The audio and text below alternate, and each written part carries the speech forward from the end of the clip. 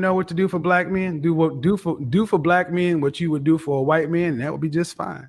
Want to date outside of your race, you need to be disciplined. When they say we're going to the gym at 5:30 in the morning, you better be up at 5 o'clock getting ready. They are not going to deal with the lack of discipline, and what we make black men put up with, they are not going to go for that. And what we make black men put up with, they are not going to go for that. What we make black men put up with, they are not gonna go for that. My man said something to me that kind of blew my mind today. He said that white men don't approach black women for the most part because they assume that black women are race loyal and only date black men. This is not the case for me specifically because I've predominantly dated white men in my life, and I think it's due to me being trans. I think that white men are more open to openly dating a trans person. Heavy on openly, because I am nobody's secret. If you can't hold my hand walking down the street, you can't take me on a date, then there's no reason for me and you to be conversing. This is a whole other topic. Let me know if you guys want me to get into this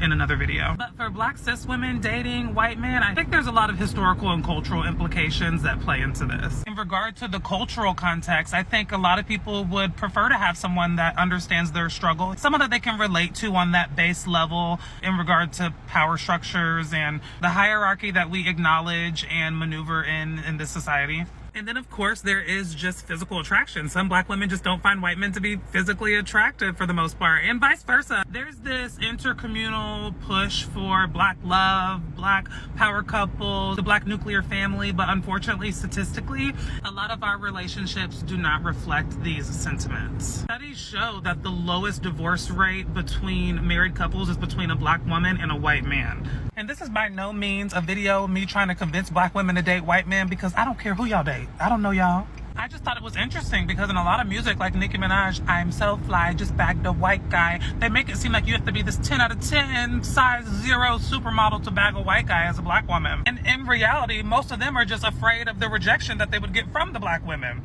So it's just an interesting dichotomy. My comment section's like, oh my god, Sheena, how do you always pull white boys? How do you do it? How do you do it? Teach me how. Give me your game card. Bitch, just like this. It's so easy. You just gotta dress like a fucking white girl. And then you pull cute white boys. That was out of pocket for me to say. But anyways, I'm not lying. Also, I don't do my edges, so it gives my hair a more natural look. Like, it doesn't, you know, like, it kind of doesn't look like I'm, like, wearing a wig, even though this is, like, 90% sew-in and, like, 2% leave-out, whatever. But yeah, preppy and cute.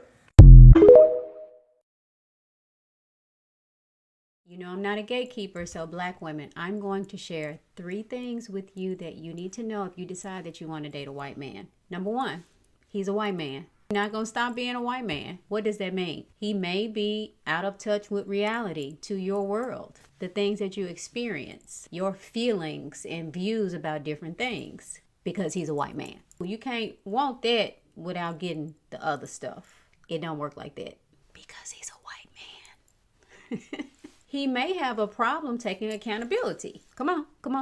Because he's a white man living in a white man world that he's been in for his entire life now. He hasn't had to take accountability. He may not even have had to apologize. He's a white man. But guess what? He can learn with the right teacher. If you are the type that says, this is why I don't want to date a white man, I don't want to educate him about my blackness, you know what? That's fine. But don't date one. He may, or more than likely, be uneducated in the dealings and affairs and adversities. Anybody that's non-white, he's a white man. It's not going to change, baby. Don't waste your time. Don't date one. Because really, if you think about it, anytime that you meet somebody new, you're constantly sending them data and information and educating them on how to treat you, how to interact with you, how to learn you, what you like, what you don't like. You're educating everybody. I mean, you may as well educate the one that's going to treat you right. Attest that we sometimes have that resting bitch face. Get rid of it, because that's going to immediately intimidate a white guy to be like, oh yeah, no, never mind. She's probably not even interested or don't even want to be bothered. Crack a smile. Crack a smile, a little wink, or, you know, a little flirtatious type of motion or gesture. That is going to get his attention, baby. Do not be afraid to speak first. Say hello. Hello does not hurt anybody. Actually, believe it or not, sometimes a hello can go a long way. You make somebody's day sometimes by just saying hello. You have a white boyfriend, do not use the N-bomb in front of him. If you're in his company, don't use the word. And she was like, Keena, I use the word, so he think he can use the word. And I'm like, he think he can use the word. Deliver it. And also question your partner if he has opposing views on something as a black woman that you are very passionate about. You want to hear more about that? Get my book, A White Man's Whore. One of the keys of keeping a healthy relationship with a man or keeping a man is to keep the peace. Be his peace.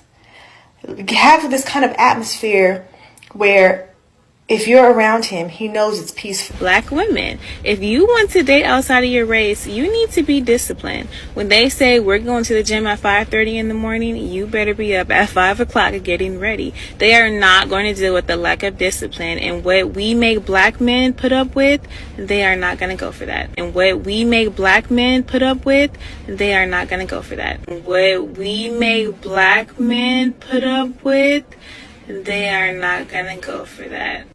You have a choice. Either self-improve and get your passports, or continue to put up with whatever black men put up with that other men don't have to put up with. I mean, I seen a video by Media Man, and it talked about how Kevin Samuels was saying that if black women just acted like they do for white men, that'd be fine enough for most black men. And then he found some videos which I'll share in there where it pretty much women confirming that, saying that, oh, if you get with a white man, he say be up at the gym at 5 in the morning, you got to be disciplined and do what he say. And you know, you have these videos of how to find a white man. And the thing about it is, it doesn't really last. You know, their discipline or them, they still end up being the same person. They can hide who they are, you know, long enough for Brad to, you know, for that. But, you know, Brad would lead them without paying child support. You know, nobody talked about the Ashley Janae video that came up where Big Brad was chasing her right before she went to the upper room. So I don't know if he found her with somebody else, but my thing is this: she was allegedly an escort. Why do y'all be thinking that escorts can be loyal to you? They don't even have loyalty to their own temple, to their own body. They don't even have loyalty to their self. They selling their self out for pennies on the dollar. She was poor. She was getting all this money, but needed a GoFundMe. You know what I'm saying? So kind of when you see things like that, y'all selling y'all bodies, you know, for pennies on the dollar, and then, you know, guys are getting with them thinking that they can change the switch on from selling they self to Johns to being loyal. Real people, real ninjas already know, real men already know that ain't gonna happen. Okay, but of course they know how to conduct themselves for a short period of time for Brad. Of course they do. I mean, that ain't no secret. You know, they don't care nothing about what the brothers think or what the brothers want. I got another clip if I can find it from Twitter. The guy is on a TV show. I might not can show. I probably have to play the audio, but he basically saying I did all this sacrificing for my wife, a black guy, and you don't even listen to what I'm saying. I mean, at the end of the day, you have a lot of black men that preach it to other black men that black women don't care about them, don't listen to them.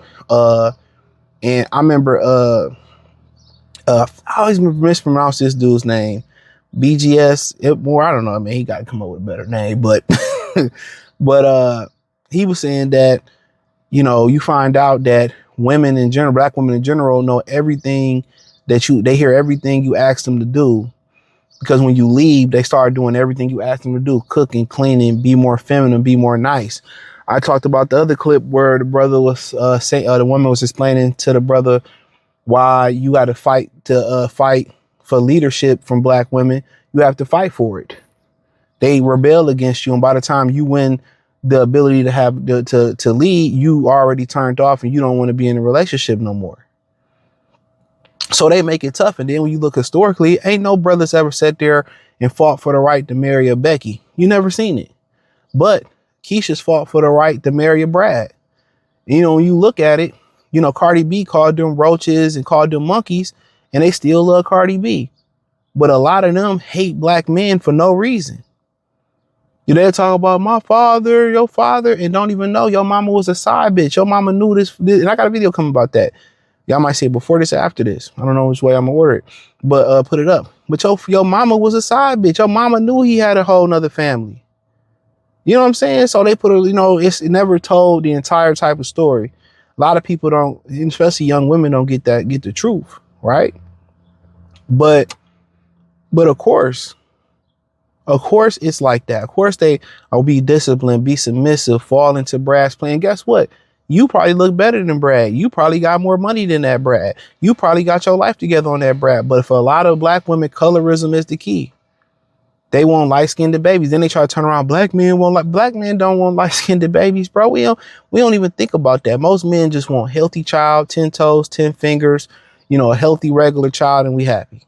We don't conditionally love or bash our children for how they look or how their hair is. That ain't really, we not into aesthetics like that. We care about those insecurities they might have, and we give the young women, the young girls, and the young men the confidence to be yourself.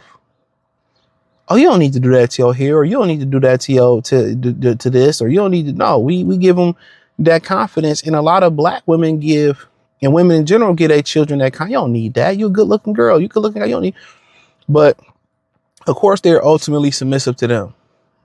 They were the slave masters. They are seen to have power. But once you look at the statistics, with hundreds of year head start, that gap is closing. That gap is closing, you know. But of course, they fall in line. Oh, how do I get a white guy? And but eventually, they still marry them at a lot less than 5% clip, because eventually they know that they're the prize. They know that you want the light-skinned baby. They know they can beat it, skeet it, leave you as a single mother. You ain't gonna bash them online. You ain't gonna put them on child support. You know, you gonna sit there and you never gonna talk about your L's. The divestors never talk about their L's.